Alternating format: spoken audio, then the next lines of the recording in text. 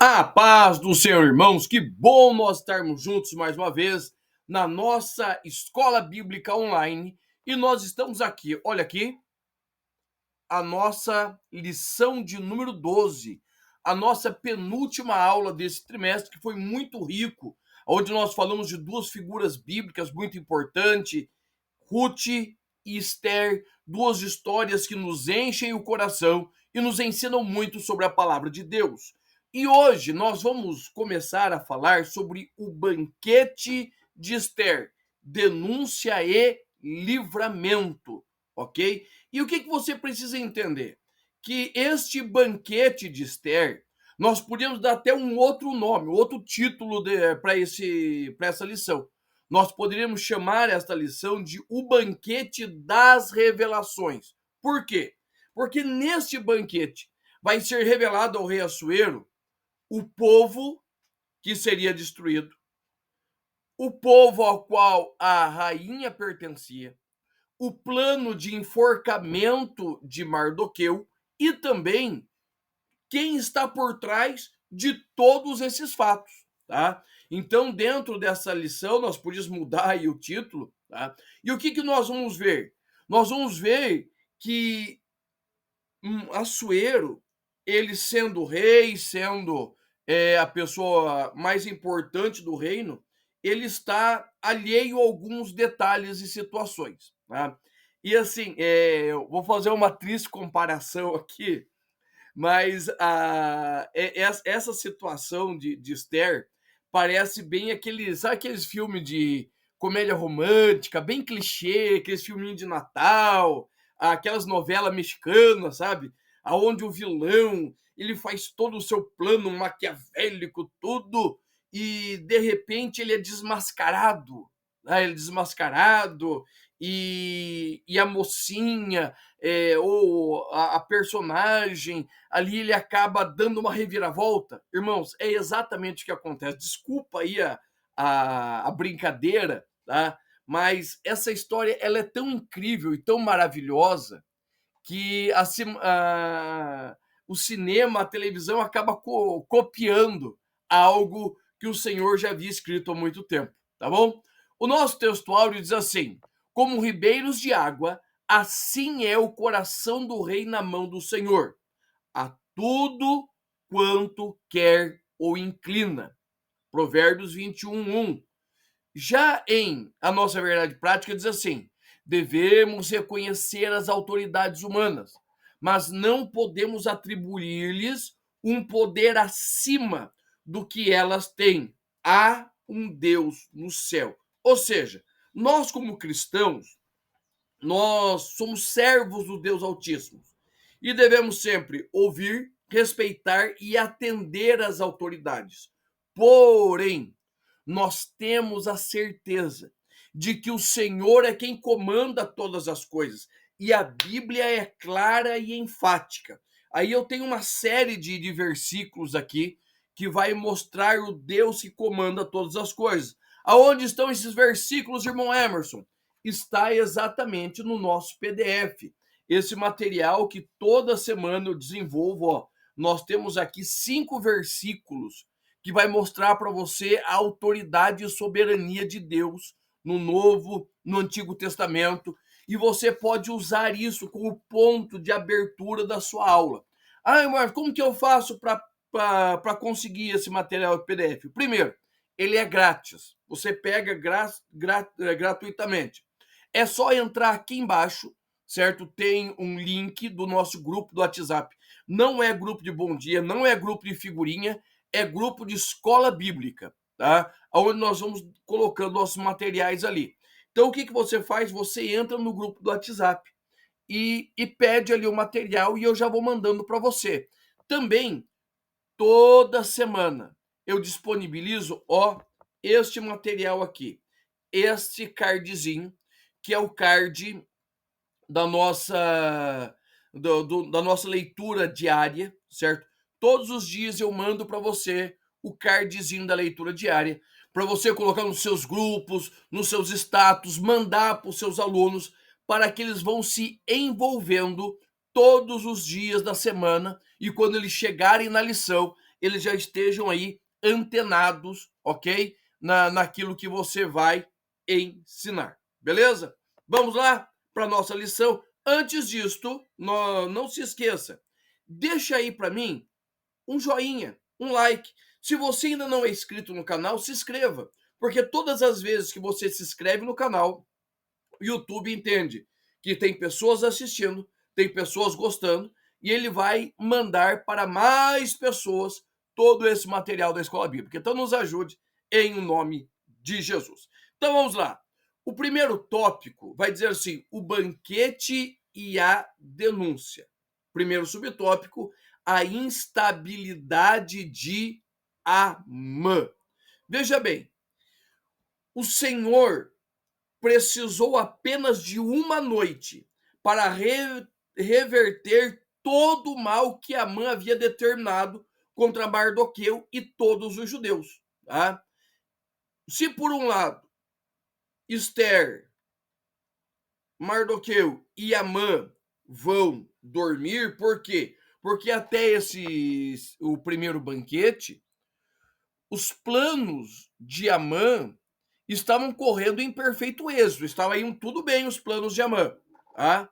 Mas de repente o Senhor começa a agir, tá? O Senhor começa a trabalhar. O que Amã não sabia é que em Israel existe um Deus que trabalha em favor dos seus. O Salmo 121, verso 4 diz assim: eis que não tosquenejará, nem dormirá o guarda de Israel. Encerrou o primeiro banquete, Esther, Mardoqueu e Amã vão dormir. E o que acontece? O rei perde o sono. E nessa insônia do rei, ele vai ler os anais, vai ler as crônicas do reino, e ele vai descobrir naquele texto que o homem que tinha dado livramento a ele, não tinha sido gratificado. Então, logo de manhã cedo, tá? O rei acorda e ele vai fazer o quê? Ele vai bolar um plano. Como eu vou poder gratificar este homem? E a mão da providência é tão linda que a primeira pessoa que estava ali no pátio do rei era exatamente Amã. E o rei chama Amã, certo? O rei chama Amã, e Amã acha que aquela honra é para ele. Então ele vai fazer os mais belos planos. Tá? E o que o rei fala? Ele fala assim: olha, faça isso a Mardoqueu. O que ele vai fazer?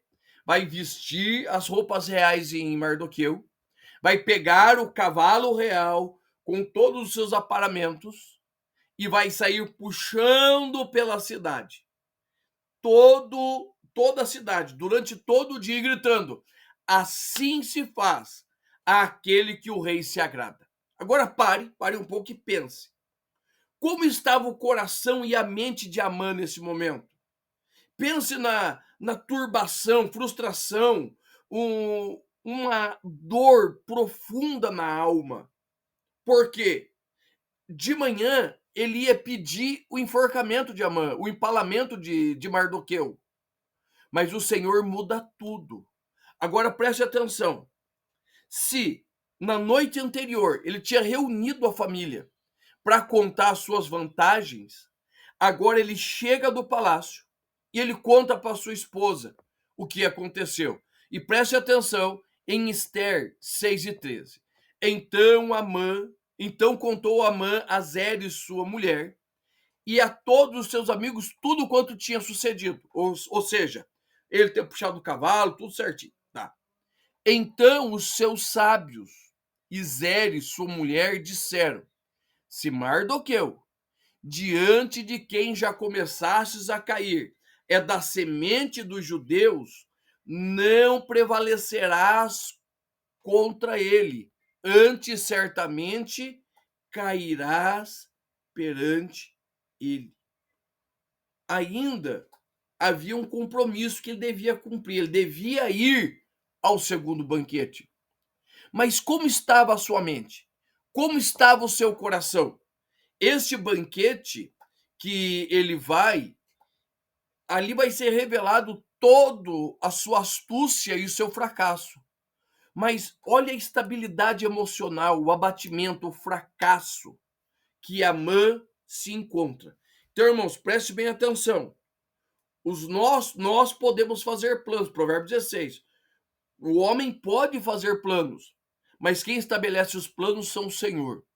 Tanto planos bons quanto planos maus. A última palavra sempre é do Senhor. O nosso segundo tópico vai falar assim: o banquete do vinho. E esse material, e eu coloquei um material bem extenso aqui, porque é o seguinte: é a briga entre os crentes. Pode beber ou não pode beber? A Bíblia apoia, não apoia, o vinho é com álcool, ou seja, irmãos, o que eu quero dizer para vocês que não importa, tá?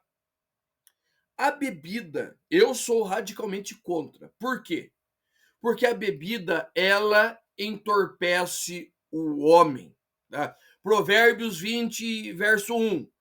O vinho é escarnecedor e a bebida forte é alvoroçadora. E todo aqueles que nele errar não é sábio. Ou seja, por que nós partimos do princípio que nós não devemos beber?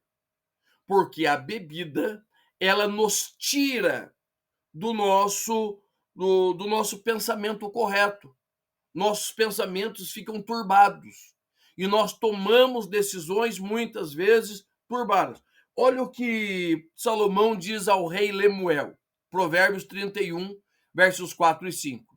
Não é dos reis, ó Lemuel, não é dos reis beber vinho, nem dos príncipes desejar bebida forte, para que não bebam e se esqueçam da lei e pervertam do direito de quem anda aflito. Ou seja, nós compreendemos que a bebida, ela tira o homem do centro. O banquete do vinho de Esther, logicamente, que não tinha esse intuito, mas no Oriente Antigo e até mesmo em muitos países hoje, a bebida, ela é livremente consumida. No nosso país é assim. E o que nós temos visto? Uma série de situações e infortúnios que não aconteceriam se a pessoa estivesse dentro da sua plena sanidade mental. Tá? Ela não estivesse envolvida com o vinho e com a bebida. Então é muito importante que nós compreendamos. A bebida, ela não faz parte da nossa vida cristã. Muitos estão brigando, defendendo, cada um é cada um. Mas eu defendo que nós devemos nos abster de tudo aquilo que pode nos tirar de um princípio correto de vida, tá? Era a ordem que aos sumos sacerdotes, certo? Aqueles que serviam a Deus, os sacerdotes, não deveriam participar de bebida forte. Aqueles que tinham voto de nazireado não deveriam participar de bebida forte. Por quê? Porque tira de nós o eixo, nós perdemos o eixo da nossa vida. E o nosso terceiro tópico diz assim: qual a sua petição? Olha só, nós temos 4 vezes esta referência dentro do livro de Esther. Dentro do livro de Esther aparece 4 vezes. Em Esther 7:2 é a terceira referência, tá? A primeira está em Esther 5:3, a segunda 5:6, a terceira 7:2 e a quarta 9:6, tá? Por que eu estou falando isso? Porque 2 vezes Esther teve a oportunidade de falar o que ela queria, de dar ao rei aquilo que ele estava perguntando. O que você quer? Ela podia ter falado, mas não. Ela vai agir com sabedoria. Esta situação, ela vai revelar o que é no profundo do coração de Esther. Dá poder, dá autoridade para alguém. E você vai ver o que tem no coração desta pessoa. E o que tinha no coração de Esther? Prudência. Provérbios 31, 26. Abre a boca com sabedoria, e a lei da beneficência está na sua língua. Esther era uma mulher sábia, não sábia segundo o mundo, mas sábia segundo Deus. E quando ela precisa agir, ela age com sabedoria e prudência, tá? Ela vai esperar o momento certo. Para quê? Para que ela fale daquilo que está no seu coração, o seu desejo. Provérbios 25:1. Como maçãs de ouro em salva de prata, assim é a palavra dita ao seu tempo. O coração do rei estava ansioso. O coração de Esther provavelmente estava saindo pela boca, mas Esther estava resoluta. Ela tomou a decisão de ser uma mulher segundo Deus e agir no tempo dele. O tópico de número 2 vai dizer assim: a fúria do rei contra a injustiça. Subtópico 1, a revelação do plano. Esther detalhou ao rei tudo o que havia acontecido. E o que ela queria era a preservação da sua vida e do seu povo. No Esther 7:4, Esther vai dizer assim: ó, porque estamos vendidos, eu e meu povo, para nos destruírem, matarem e lançarem a perder. O que Esther vai fazer? Esther vai fazer o rei entender o absurdo desse plano, visando o extermínio completo da sua raça, comparável, né, a um holocausto, certo? O povo judeu, por várias vezes, eles têm sido perseguidos e têm sido atacados como sendo culpados dos problemas mundiais.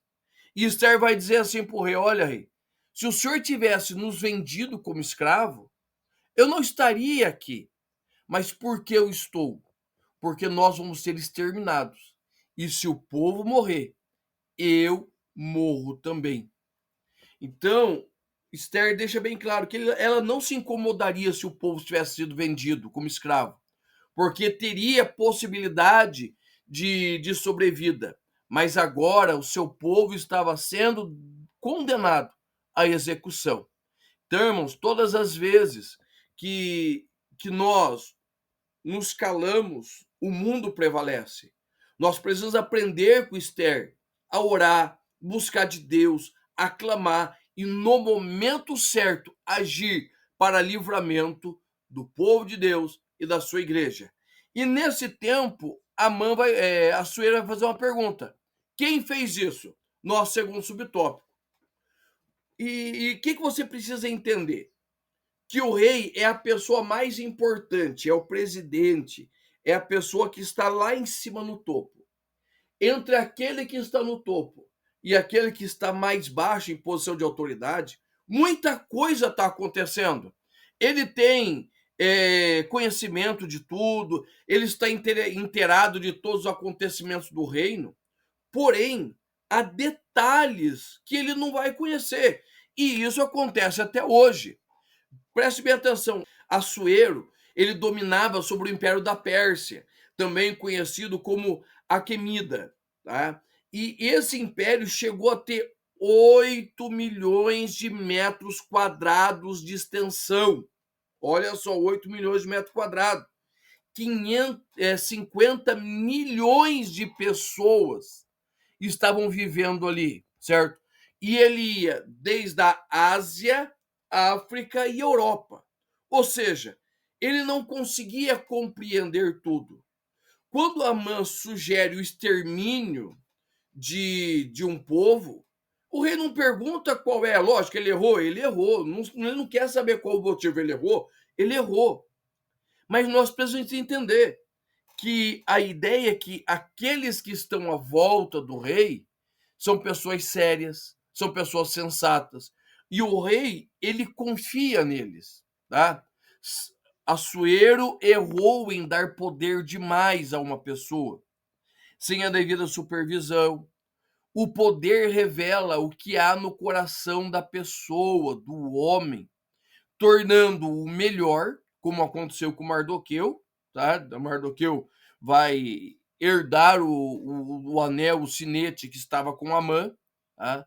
Mas, por outro lado, muitos se tornam homicidas. Hoje, no nosso país, nós somos uma democracia, nós temos uma série de poderes que eles se amarram, eles deveriam estar se controlando entre si. E mesmo assim nós temos uma série de problemas. Agora imagine, num reino como a Pérsia, um reino antigo, sem todos esses detalhes de contenção. Então, irmãos, é muito importante nós compreendermos: poder demais estraga uma pessoa. E o nosso último subtópico vai dizer assim: a terrível reação do rei. Então, quando o rei ele toma ciência do pedido da rainha, um misto de dor, medo, fúria toma conta do rei. Porque não somente o povo ia morrer, mas a sua rainha estava sentenciada à morte por um decreto que ele mesmo tinha assinado. Agora, qual o problema? O problema é que quem engendrou todo esse plano era o seu vizir, certo? Era o segundo homem mais importante no reino. Era Amã. E o que fazer com Amã agora? O que ia acontecer?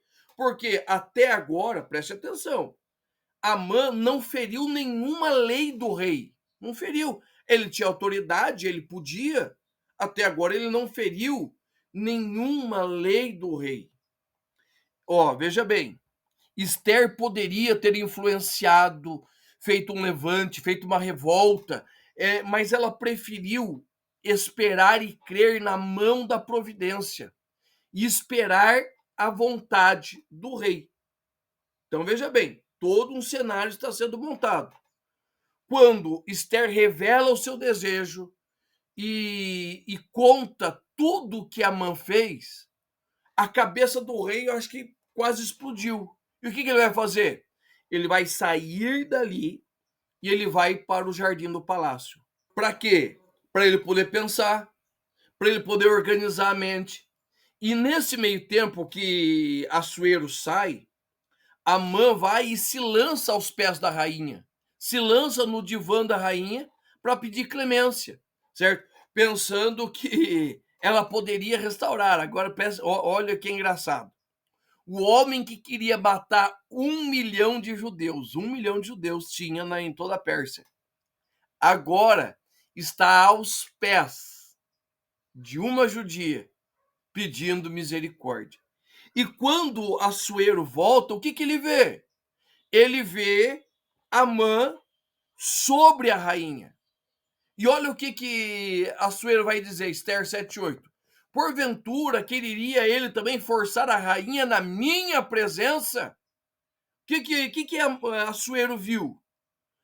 Ele viu Amã tentando violentar a sua rainha. Pronto. Era o que ele precisava. Todos os problemas de Amã, todos os problemas de Assuero, foram resolvidos com essa atitude de Amã. A morte estava decretada. E aí nós entramos no nosso tópico de número 3. O grande livramento. Subtópico 1. A história da forca chegou ao palácio. A reação verbal e física de Assuero levou os seus servos a entender que a morte de Amã já estava decretada. Pronto. Depois que o rei redobrou seu furor por ver Amã deitado junto à rainha, o que os servos fizeram? Cobriram a cabeça de Amã e contaram para ele a história da forca que estava preparada. A Bíblia ela é fantástica, irmãos. Ó, Lucas, capítulo 12, versículo 2. Mas nada há encoberto, que não há de ser descoberto, nem oculto, que não haja de ser revelada. Tá? Um dos eunucos, Harbona, sabia do tamanho, 50 côvados, 21, 22 metros de altura, na altura de um prédio de 7 metros de andares. Mas eles não sabiam qual era o motivo. Mas o motivo era exatamente para que o Senhor pudesse mostrar como ele resolve as coisas. Ele dá livramento ao seu povo. E o subtópico 2 é assim: os ventos mudaram. Gálatas capítulo 6, versículos 7 a 10, assim: Não vos enganeis, de Deus não se zomba, pois aquilo que o homem semear, isso também ceifará. Porque o que semeia para a sua própria carne, da carne colherá corrupção, mas o que semeia para o Espírito colherá a vida eterna. E não vos cansemos de fazer o bem, porque ao seu tempo ceifaremos, não desfaleçamos. Por isso, enquanto tivermos oportunidade, façamos o bem, mas principalmente à família da fé. Tudo que Amã plantou durante seu mandato como vizir do rei começa a frutificar. Primeiro, a verdadeira intenção do coração dele é revelada. Qual é? A vingança do seu povo. Lembra? Ele é agagita. Mardoqueu é da tribo de Benjamim. Toda uma questão histórica que nós falamos nos capítulos, nas lições de número 5 e 6, tá? Volta lá e dá uma olhadinha. Depois, o desejo de enforcar Mardoqueu é desbaratado. Por fim, a sua forma de tratar os membros da corte persa vem às claras, de tal maneira que aqueles que estavam à sua volta desejavam a sua morte. Ou seja, aos olhos de todos, Amã parecia grande, mas na verdade ele era desprezado por todos. O que ele tinha? Ele tinha apenas o poder, não tinha o respeito. Harbona, ao prestar atenção, ao ver a expressão do rei, o que ele faz? Ele entende que a sentença tinha sido decretada. O rei já tinha uma sentença para ele. E o que o servo do rei faz? Cobre o rosto de Amã e fala para o rei, ó, tem uma forca. A forca que ele havia preparado para Mordecai. Esta forca é a mesma que ele será enforcado. A predição de Zéres, sua esposa, e dos sábios, seus amigos, estavam se cumprindo. Aquele que for o homem mais poderoso do rei e se orgulhava da sua posição, agora está pendurado na forca que ele mesmo fez. Tá? Irmãos, tudo que eu planto, de bom ou de ruim, eu vou colher. Agora preste atenção no detalhe. A colheita é sempre maior que o plantio. Deus, ele não tem prazer na morte do ímpio, mas que ele se converta e viva. É o espírito rebelde e contumaz do homem que o leva à perdição.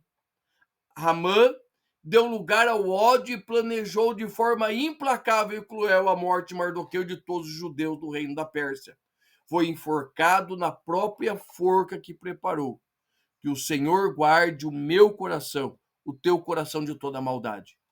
Quando nós olhamos, irmãos, para Ramã, nós vemos ali o exemplo do homem com o coração endurecido, o homem afastado de Deus e dos seus propósitos.